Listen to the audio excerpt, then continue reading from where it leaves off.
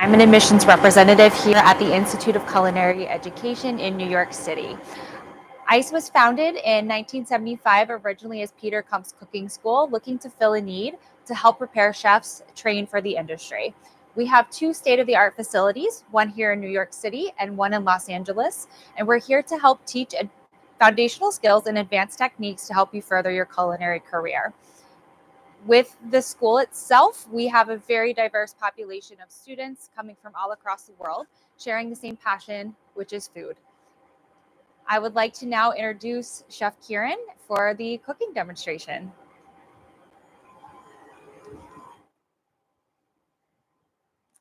Hi, everybody. Welcome to our class tonight. Tonight we are going to be doing a class that focuses on the technique of whipping. So these few classes are going to be basically technique tutorials. So some things that are very common techniques that you use in pastry and that can sometimes be a little confusing. You might see a recipe in a cookbook that just says, whip your cream. And you're like, how do I whip cream? Or, make a meringue. How do I make meringue? So we're going to be doing both of those things tonight. So what I want to start with is an explanation of what's happening when you're whipping cream and when you are whipping a meringue. Because the dessert that we're going to be making tonight is called an Eton Mess. So this is kind of like a classic British dessert, which is basically a combination of a dried meringue, which gives it a lot of sweetness and some texture, and then a whipped cream and a fresh fruit compote. In this case, we're going to be making it with rhubarb, which is very much in season right now. And this just kind of is a very simple, satisfying springtime dessert. So let me grab my markers here. First up, we're going to talk about meringue. So meringue is basically the combination of egg white and sugar, two things. And they each have a very important function in there. So the egg white, if we break it down into its components, is basically made up of water and protein. And in meringue, it is the protein that is stabilizing the foam. Both meringue and whipped cream are foams. So for meringue,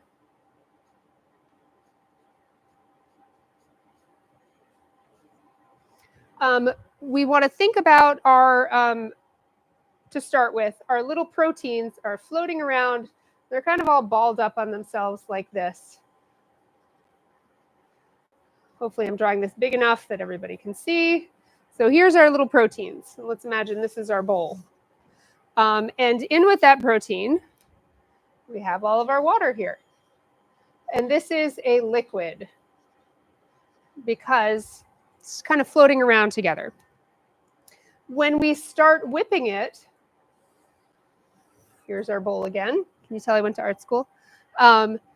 We have all of our proteins, and as we whip them, what happens is they start to elongate. We stretch them out, and they're going to start to bond with one another. And it's this bonding that we're trying to encourage by whipping it. And in our meringue, we're also going to do one other thing, which is we're going to add something called cream of tartar, which is an acid, which kind of, by slightly acidifying this mixture, it makes it easier for these bonds to form. So our little protein strands, everywhere where they're touching, they are creating this network of proteins. That network of proteins is going to do two things. One, it's going to hold our water in place. So you can see it's kind of locked into these little network of proteins. And then it is also going to incorporate air because we are whipping it. So we're adding air as we're whipping it, which is why it will inflate as it goes. So once we have a very well-developed network of proteins, basically this is a liquid because it still has the same amount of water in there, but it's going to behave like a solid. And just a quick explanation, if anybody has ever over-whipped a meringue, which is a common problem and something that people are often scared of doing, what happens there is that we whip it so much that basically we start breaking the protein strands. They start breaking those bonds, and they kind of fall apart. And that's why it starts to look grainy, because sometimes those little proteins snap back and they end up these little broken shards of protein. And then what happens when our protein network is broken? All of our water settles to the bottom of the bowl and our air is gone. So we want to get it to this point where we have a beautifully developed meringue. In this case, we're going to make it very stiff. It has a lot of sugar in it. I'm going to talk about why that's important in a second. And we're not going to over whip it. So when you are talking about meringue, again, it's a mixture of two things at its most basic: egg whites and sugar. Sugar plays a very important role in this. So sugar in a meringue equals stability. That means the more sugar that you have in your meringue in ratio to your egg whites, the more stable it's going to be. It's going to have a different appearance if it has more sugar. And this is important because depending on what you're going to be using it for, you may intentionally want more or less sugar. So we're trying to make a meringue that is very stable and that is really, really fine, has really fine bubbles in it. And for this reason, it has a lot of sugar in it, which means that not only can we whip it quite a lot, we kind of need to. We want to get this meringue extremely stiff so that we're going to be able to fold even more sugar into it. And to get a nice, crisp, dried meringue out of it at the end. So sugar equals stability, but sugar also has an inverse relationship with volume. So in a meringue, if we're using it for something like this, we're essentially making like little meringue cookies out of it. We have a lot of sugar because we don't really need a lot of volume. We also don't want it to expand a lot when we cook it. We want it to kind of hold its shape. And for that reason, we want just enough air to make it nice and tender, but not so much that it's going to inflate a ton in the oven. So if you're using a meringue for something like leavening a cake, you would want the opposite. So you'd want a lot of volume and maybe less stability. You would sacrifice stability for the sake of volume, because you want that cake. That's the thing that's going to be leavening your cake. And because of that, you want as much air incorporated as possible. So that's the basics of meringue. And again, it is these proteins that are holding this mixture together. This is kind of a little bit different, even though kind of the same physical change is happening when we make whipped cream. A slightly different thing is happening chemically inside there. So for whipped cream, rather than being protein that is stabilizing our mixture, it's going to be fat. So in the case of whipped cream, we have sort of, here's our bowl again, we have these little globs of fat that are floating around in there, and then we have our liquid. So what happens when we start whipping it is our globs of fat start banging into each other. We want them to be very cold in whipped cream. Meringue, we actually want it to be kind of warm because that helps the protein stretch. For whipped cream, if you think about milk fat, which is of course butter basically, it is solid when it's cold and it's liquid when it's hot. So we want it to be solid because that's going to help it stick together. And for that reason, you want a very cold, heavy cream for this. We also want a cream that has a lot of fat in it because this is going to help make our foam more stable. So what happens as these fat globules start kind of bumping into each other is they start sticking together. And they form a little kind of barrier around air. So that's our air right in there. And then in between, you kind of have your liquid, but it holds it in place. So the idea is that we're kind of forming these little pockets of air that are going to inflate our whipped cream, and then our fat is holding it in place. And I'm not going to spend the next 5 minutes drawing this whole thing in, but you kind of get the idea that these are going to be more solid and they're going to hold this mixture together. So again, it's fat instead of protein, but we're starting with a liquid and we're ending with a solid in both cases. Jessica, if you want to take this, we're done with it. So with that understood, I'm going to start on our first recipe. So our first recipe is going to be for our dried meringue. And I'm going to start with my egg whites. And then I have a little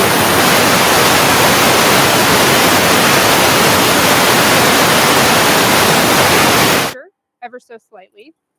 And it's going to help have it start to foam a little bit more quickly. So, are we good? I'm going to start on like medium speed. So I'm at about 4 on my mixer. I have, with that in the bowl, I also have some granulated sugar. So there's about 90 grams of, which is approximately 3 large egg whites worth of whites in the bowl. And then I have about 90 grams of sugar. We're going to end up putting in another 90 grams of powdered sugar. And we're going to be folding that in once this is whipped. Yes. Chef, we have a question. Yes. For the meringues as well as for the cream, what happens if you overmix it? Is there a point of overmixing, and what happens at that point? Yes. So for both of them, there is very much a point of overmixing. So for the meringue, like I said, once you overmix it, it starts to kind of pull apart your bonds with the protein, and that's when it kind of collapses. So it ends up starting to look first like very stiff, and like stiff can be okay for a lot of meringues, like this one we're going to be doing today. But when it starts to look kind of like chunky, that is a sign that you're over whipping it. And you will almost notice even like it looks sort of grainy, and that's those little proteins like kind of snapping back on themselves and coagulating. With whipped cream, what happens is the fats start to stick together too much and force the air out. And what happens there is you make butter. So if you whip your cream too far, you will actually make butter out of it eventually. One trick though, if you only whip your cream a little bit too far, you can actually add in a little bit more unwhipped cream, fold it in gently with a spatula, and you can usually save it if you haven't taken it to the point where it's butter. If it's butter, you're done. And you can just save it and use it as butter. So this is our meringue right now. We've whipped it enough that it is completely and totally foamed. I don't see visually any more yellow in there. It's all slightly foamed and white. So what I'm going to do is I'm going to start adding my sugar. So we're trying to balance stability and volume always. So we want to get as much volume as we can out of this. And because of that, we don't want to start adding too much sugar too quickly. So usually I add my sugar in like quarters. So I'm going to add about 4 additions of the sugar before I have it all in. I start after I've completely foamed it. I've gotten some air in there. And then I'll finish probably right around when it's at like medium peaks. If I were going for a meringue that were softer, it would probably be soft peaks that I'd finish at. So this is 2 additions, and now I'm putting in 3. And this is just kind of giving the sugar time to dissolve into the liquid that's in our meringue, giving it time to like volumize as much as possible in between each addition. So again, this has quite a lot of sugar in it.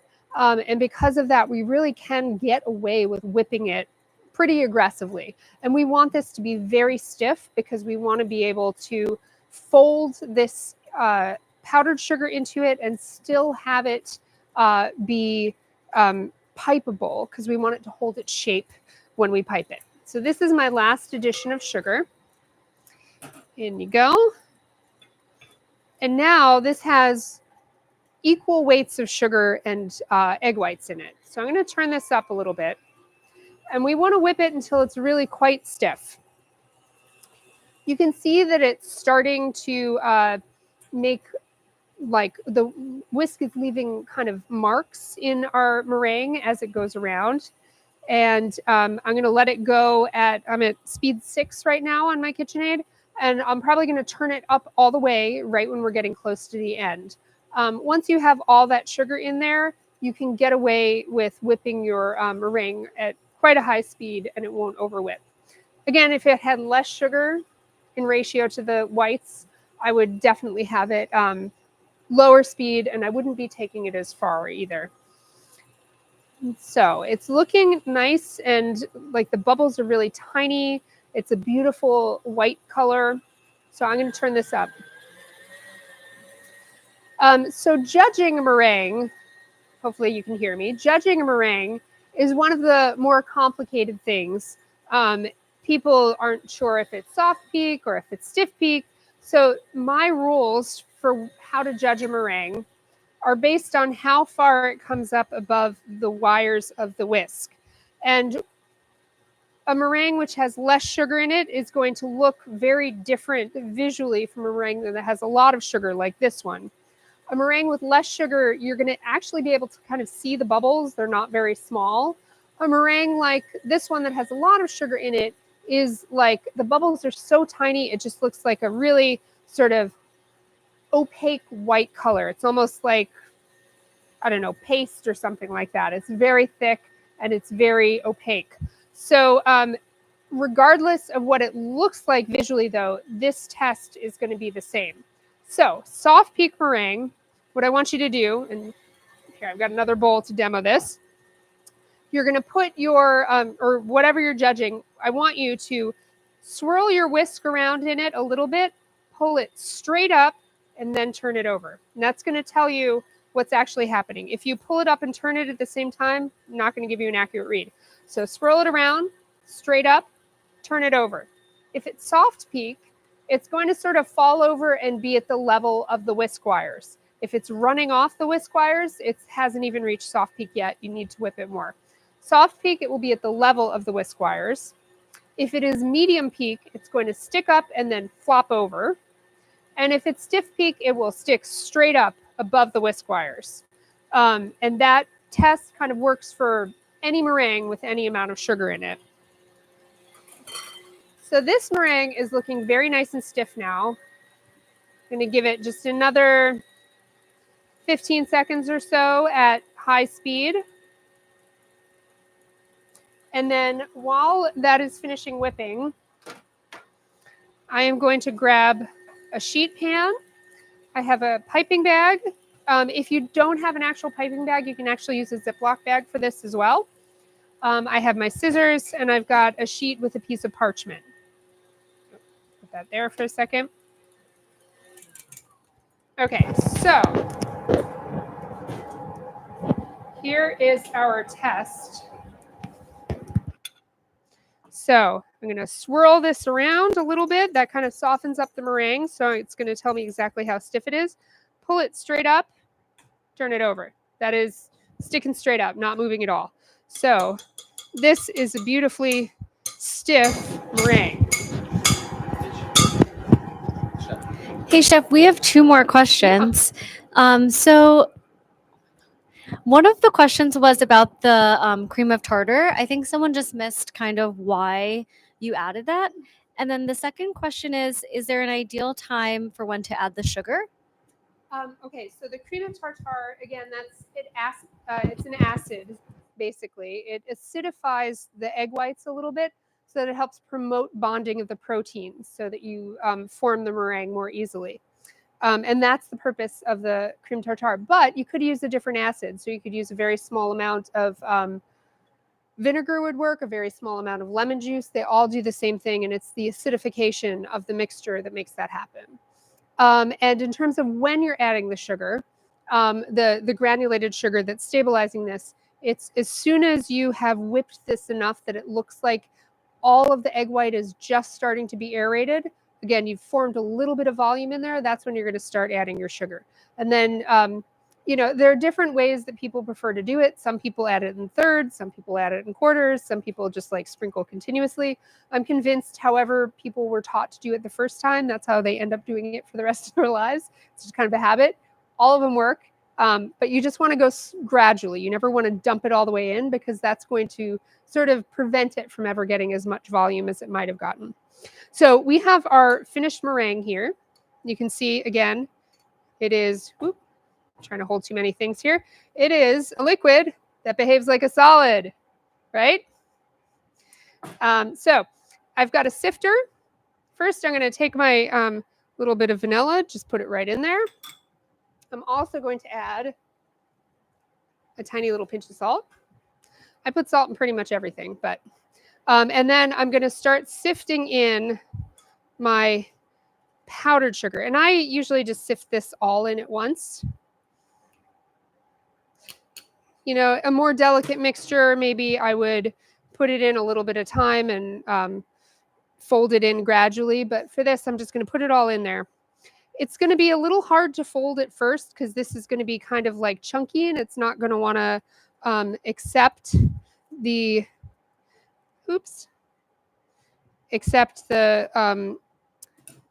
powdered sugar being folded in there, but it will come together. So I'm going to fold. So I'm going in through the center of this mixture and around, and I'm turning my bowl counterclockwise. I'm a righty, so I'm turning it counterclockwise. For that reason, if you're a lefty, then you're probably going to turn it clockwise. And this makes it so that I'm cleaning the sides of the bowl as I'm folding it together.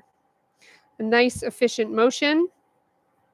I actually hate folding by hand inside KitchenAid bowls because they're really tall and skinny and hard to get into. So I usually would just grab another bowl, but I'm folding until this just incorporates all the powdered sugar. A little bit on the side, and then no more, because we don't want to start to break it down. We don't want to start to break it down. So this is what it looks like. It's still, as you can see, quite solid, right? So now I'm going to take my pastry bag. And I'm going to fold it down around my hand. That allows me to get my mixture right down into the bottom. I'm not putting any sort of tip on here. You really don't need that for this because it doesn't have to look that pretty. It's going to get folded inside a bunch of meringue, or excuse me, a bunch of whipped cream. So I'm going to put my meringue right in the bag. Like so.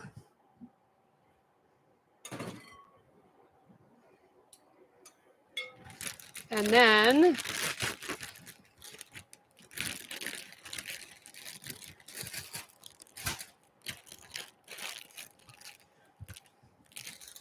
I have my sheet tray or half sheet tray plus parchment.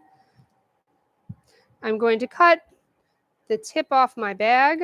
Again, I'm not worried about this being too precise here. I know it's about finger size. I'm going to put a little dab of meringue, just a tiny one, in the corners of the tray. It's just because I have a convection oven, so it has a fan in it, and I don't want it to blow my meringue around. So this is going to kind of glue my parchment down. Now all I'm going to do is I'm going to pipe lines of meringue. They're going to be pretty close together because this is not really going to expand at all. So just nice straight lines. And I should have just about enough to fill this whole half sheet.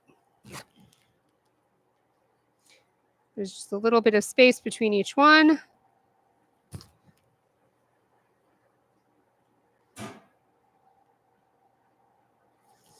You could flavor these meringues if you wanted to. Dried spices are wonderful in dried meringues. So you could do black pepper or pink peppercorn or nutmeg or cinnamon or whatever you want. And those would probably just be sifted together with your dry ingredients. I did put a little bit of vanilla in here, but you could put another kind of extract.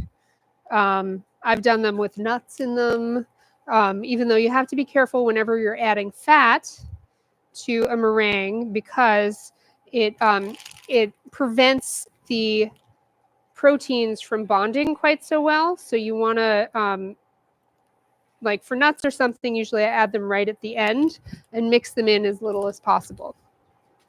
So here is our meringue. ready to go in the oven.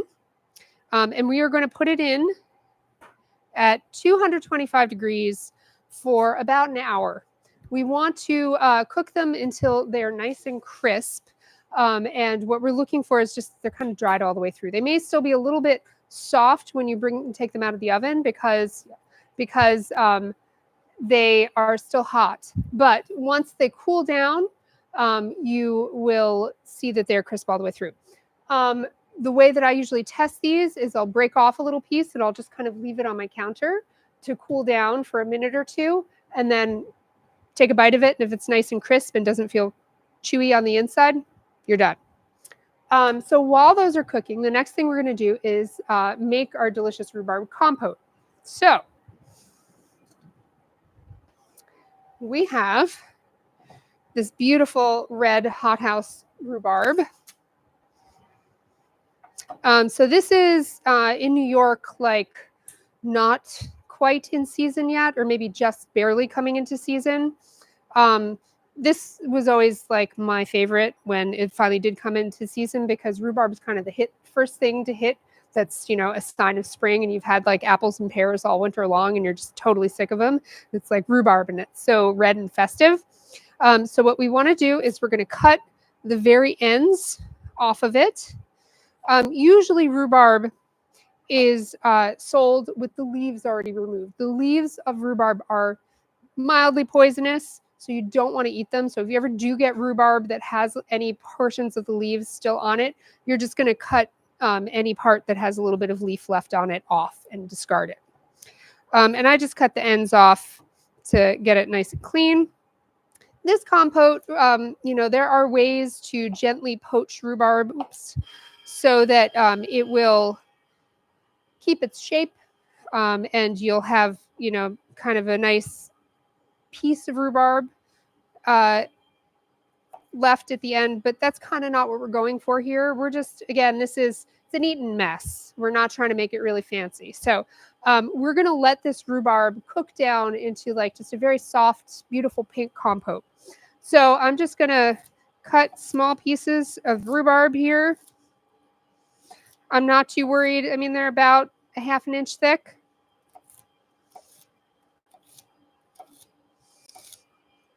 It's going to break down as it goes anyway. And I've got my pot here. I'm going to start adding it to the pot.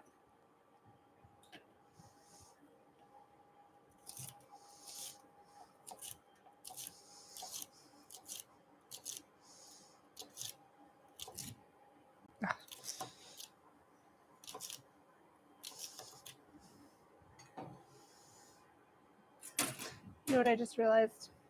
I forgot to scale the sugar for this. Can you go grab me 115 grams of sugar? So technical difficulties, I forgot to scale my sugar. But by the time it gets here, we'll be ready to cook this. So this is like very simple compote. I'm not putting too much into it. We're going to add a little bit of rose water once it is cooled down. Rose water and rhubarb are one of my favorite combinations. I think a lot of people are like not into rose water because they think it tastes like soap. But if you're putting so much rose water in there that it tastes like soap, you just put too much. Also, some rose water is nicer than others. So kind of just look for a good brand of rose water. And usually it's going to have a less soapy sort of taste to it. So as soon as my sugar is here, we're going to add sugar to this. And we're just going to get it nice and coated in the sugar and start to cook it. And again, this is just kind of like a rough compote. We're not trying to be too fancy about this.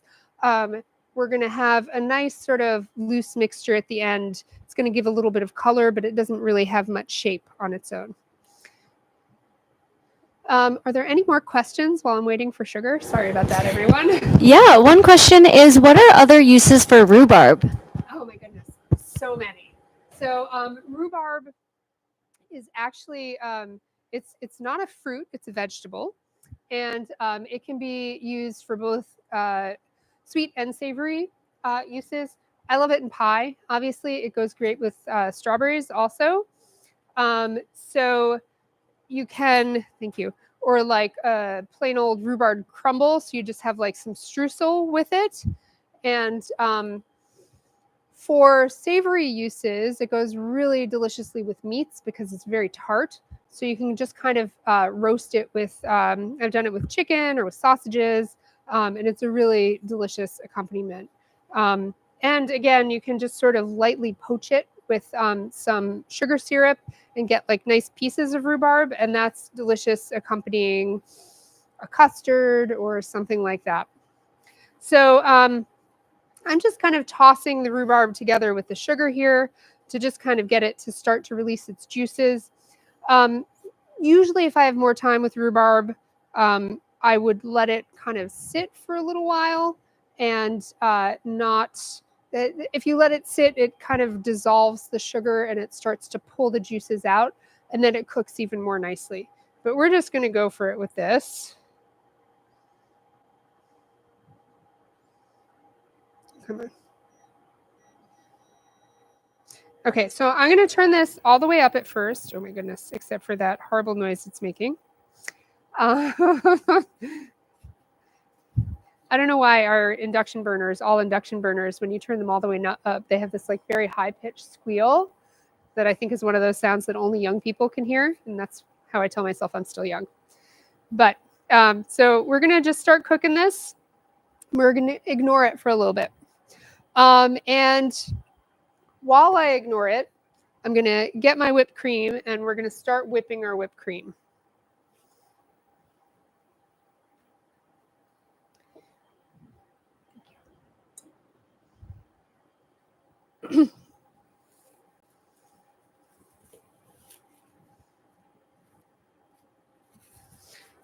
So whipped cream, again, whips best when it is cold. So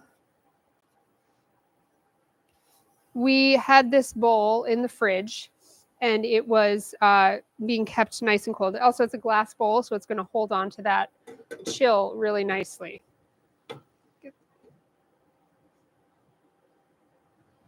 And I'm just going to start whipping this on low.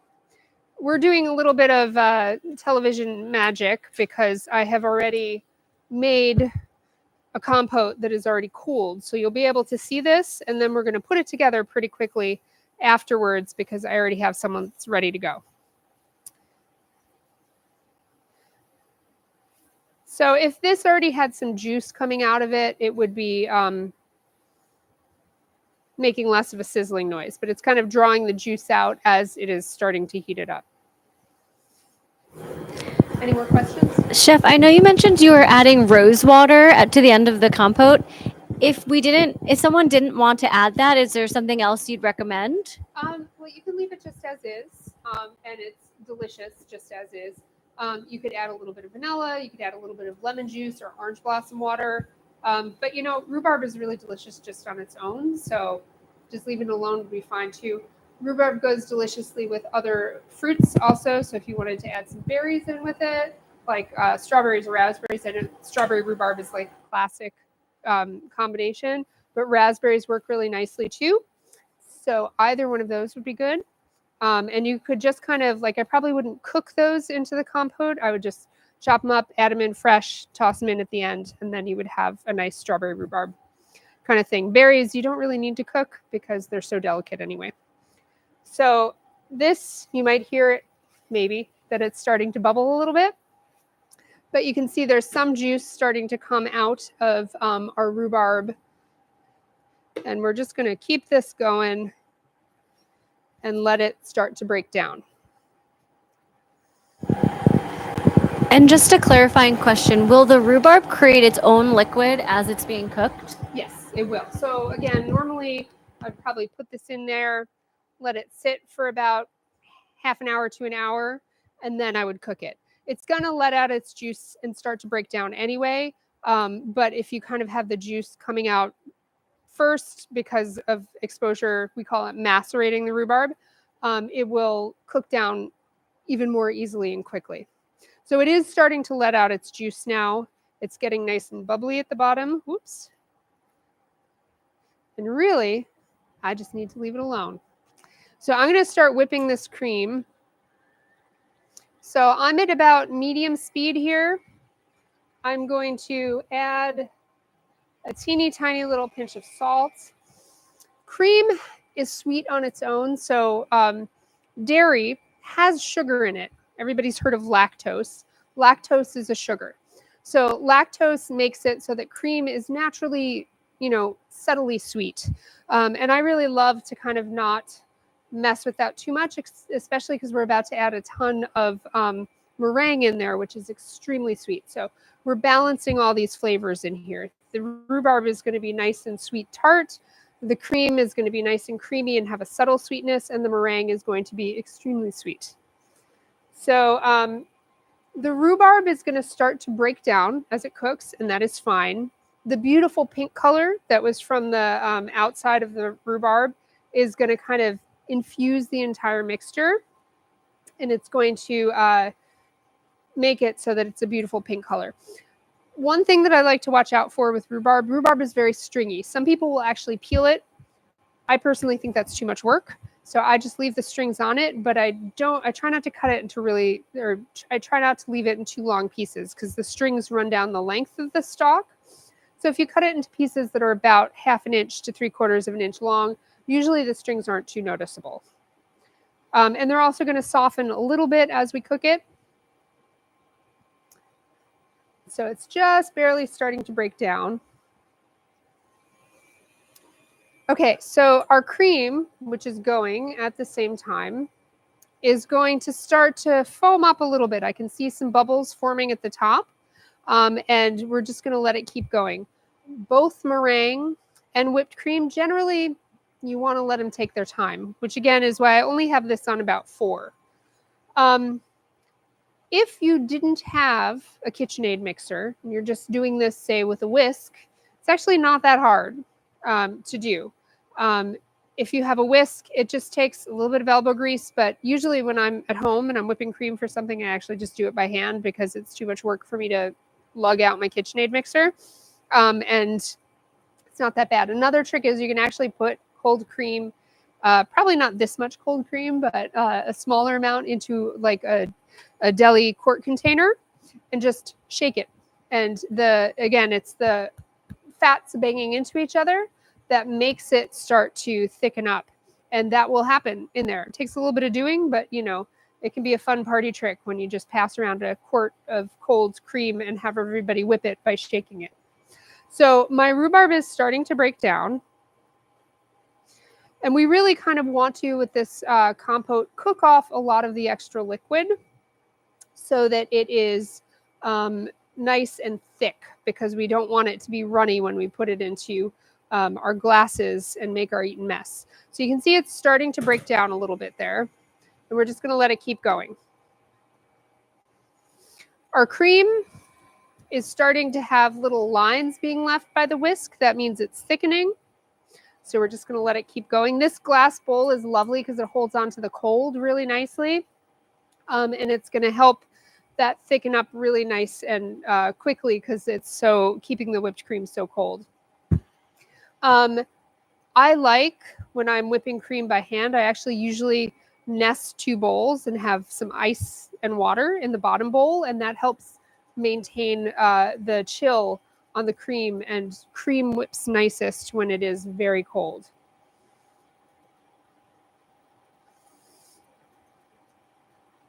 Are there any more questions while I'm waiting for our rhubarb to rhubarb?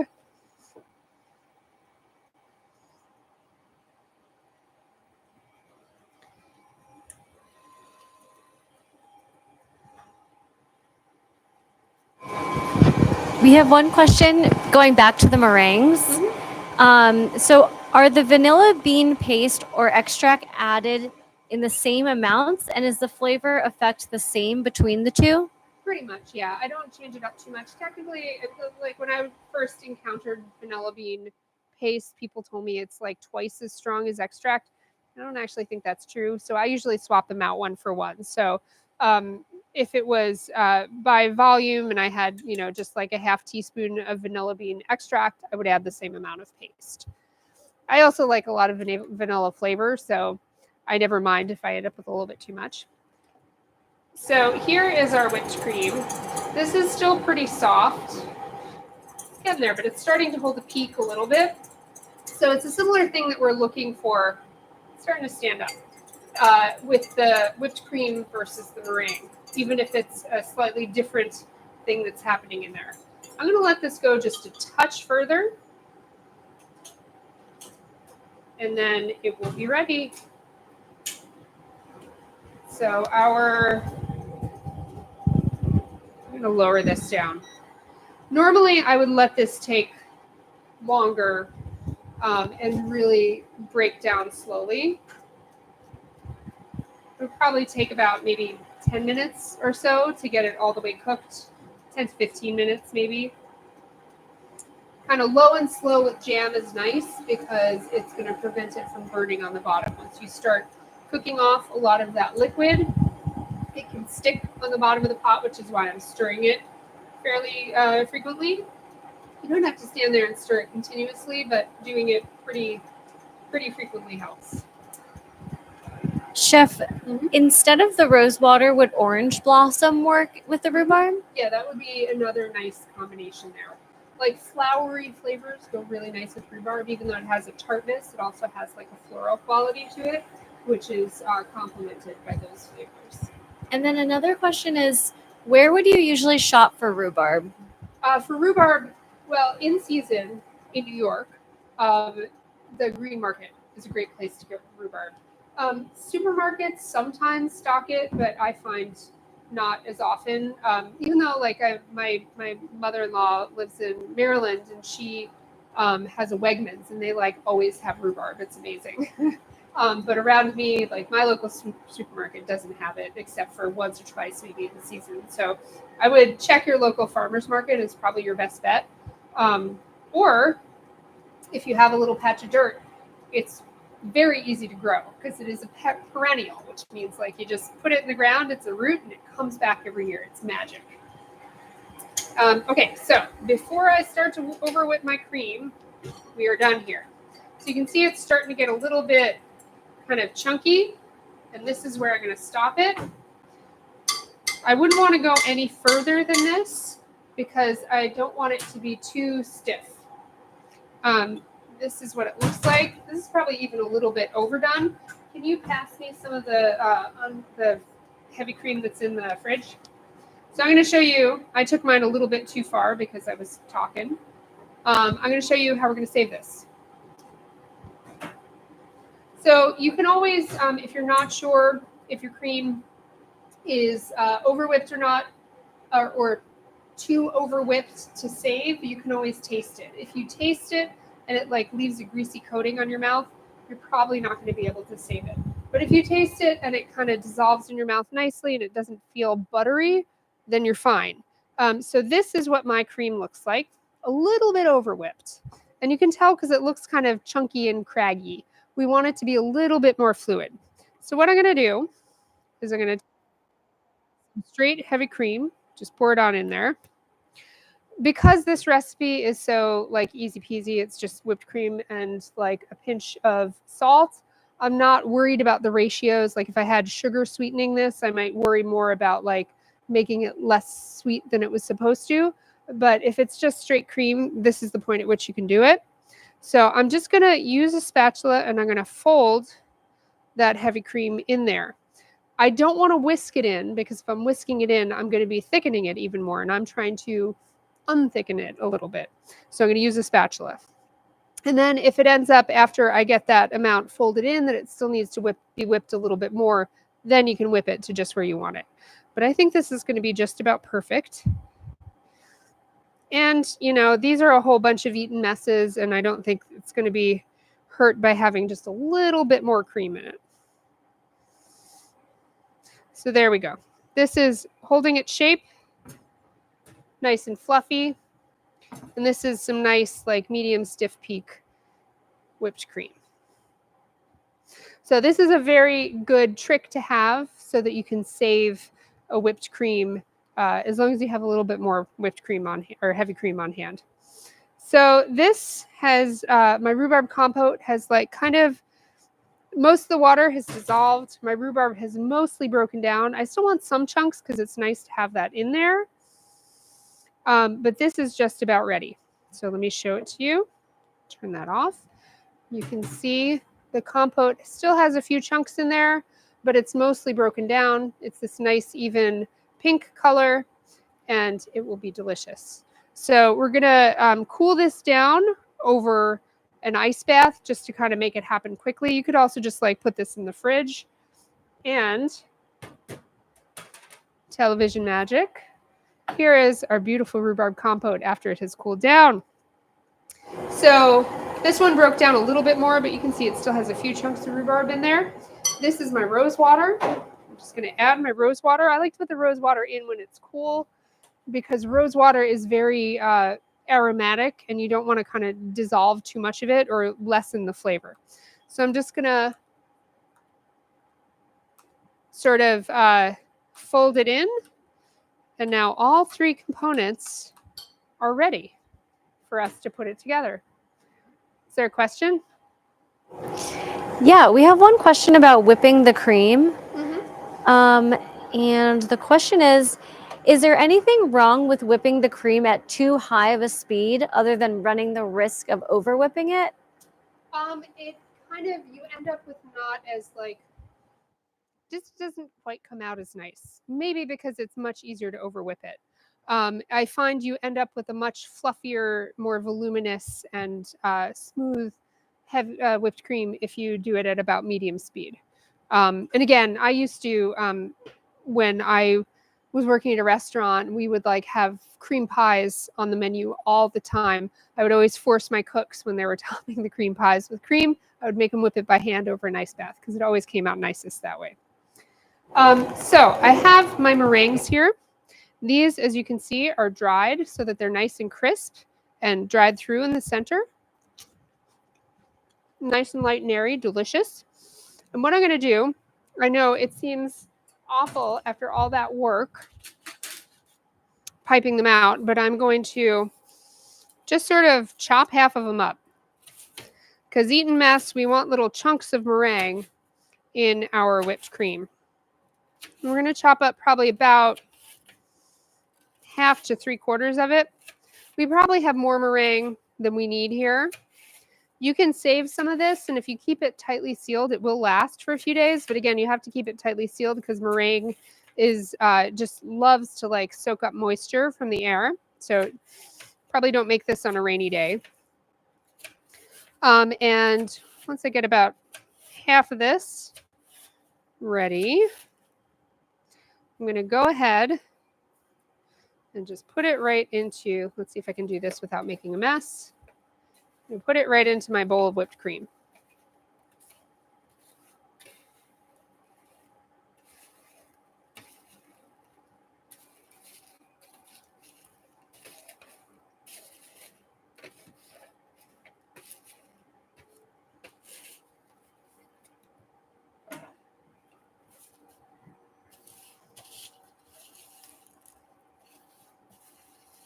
So next thing I'm going to do is fold this together. And these are really pretty presented in glasses of some kind. So we're going to use some martini glasses for that. And I'm saving some of my meringue for topping the whole thing because it looks very pretty if you top it with meringue. So I'm just going to kind of fold my meringue and my whipped cream together. And generally, if you're making this, you want to make it very last minute. So you would want to fold this together just before serving it because the meringue starts to sort of break down and get soggy. And that's part of the appeal. It kind of has a texture where you have that contrast, thank you, between the meringue and the whipped cream and the compote. Here, so we have about 5, I'll take one more. So we're going to use some martini glasses. Let me move this out of the way.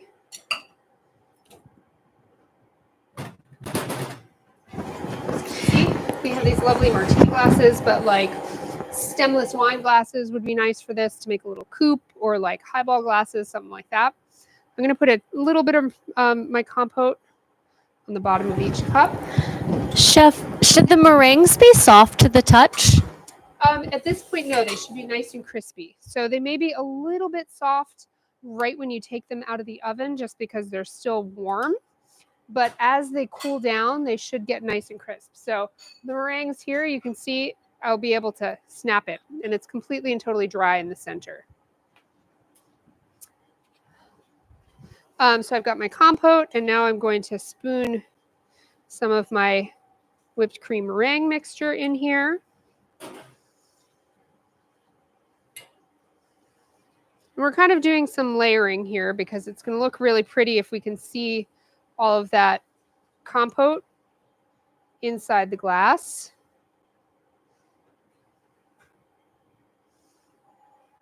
So I'm just going to alternate.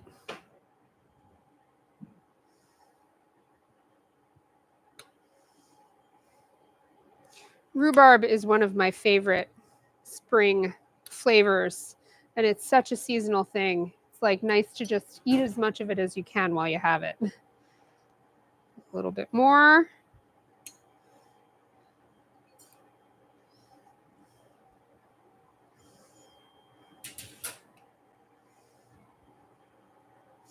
And I'm going to finish it by topping it with a little bit more of the rhubarb compote. And then I'm going to put some fresh meringue right on top. And this is like a very, again, simple dessert and very light. And it just kind of screams spring to me. So you can crush a little bit of this on top and then maybe put one piece right on there.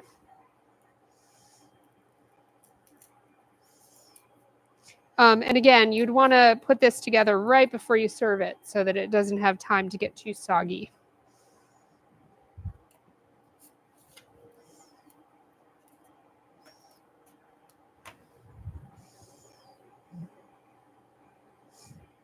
There we go. That is a beautiful rhubarb Eton mess. Let's see, do I have a spoon?